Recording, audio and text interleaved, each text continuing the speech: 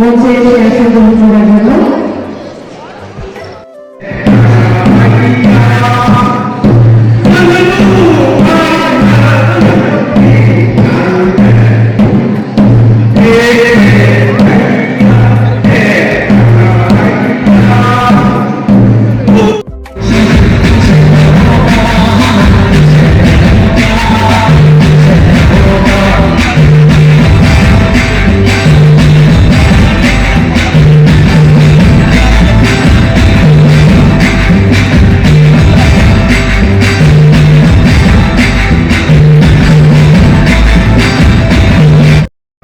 সমাবেত হয়েছে।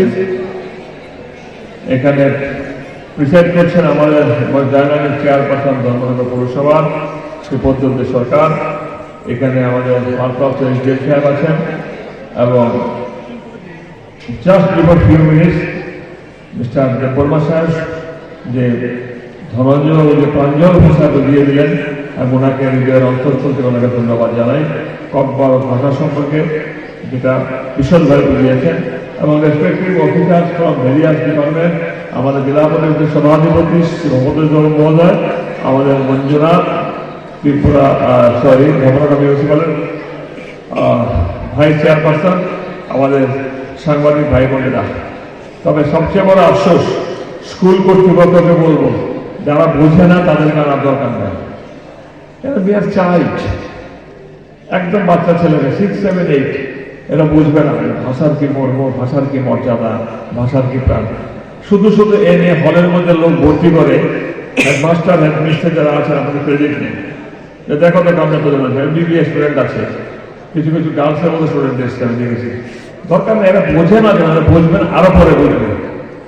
তারা যখন ম্যাচিউরড হবে তখন তারা বুঝবে। কারণ দেখবেন এখানে আমরা বসে আছি বাঙালি, এখানে যারা ককবরক সমাজ উপজাতি ভাই বোনেরা বসে আছে।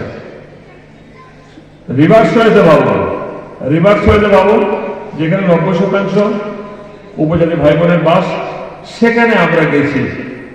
সেখানে যদি আমাদের সামনে বসে থাকার সময় ওখানকার ছেলে মেয়ে হইচই কেস করে আমাদের মনে কেমন লাগবে?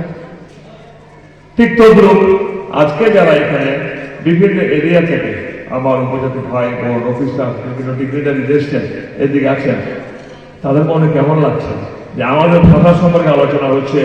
আমাদের একজন যথেষ্ট উচ্চমার্গের শিক্ষাবিদ ককবরক ভাষা সম্পর্কে বলছেন হইচি হচ্ছে। যারা হইচি করছে তাদের বোঝে না, একদম চাইল্ড, শিশু।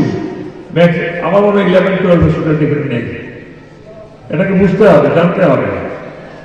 পাশাপাশি